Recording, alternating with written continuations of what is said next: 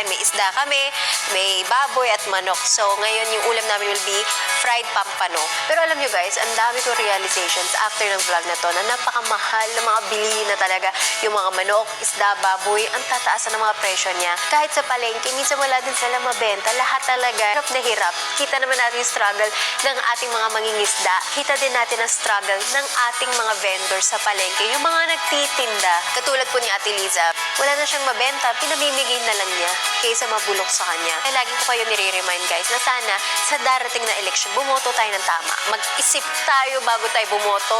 Again, sa lahat, lagi ko nire-remind from senators to mayors to congressmen, huwag tayong boboto dahil sikat. Dapat yung meron talagang gagawin sa bansa natin. Hindi ako tumatakbo sa politiko, sumusuporta lang ako. AGA Party List ang sumusuporta sa lahat ng agriculture sectors. Mangingisda, magsasaka, magbababoy, magmamanok, at mga gulay. So lahat yan.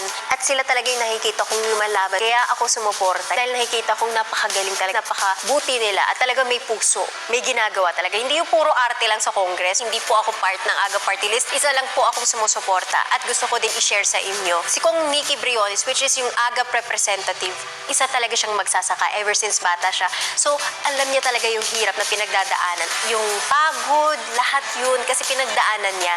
And dapat yun yung mga binoboto natin, yung may puso talaga para sa kanila. Kaya sa darating na eleksyon, huwag nating kakalimutan, suportahan po natin. At sana makita nyo rin yung kabutihan.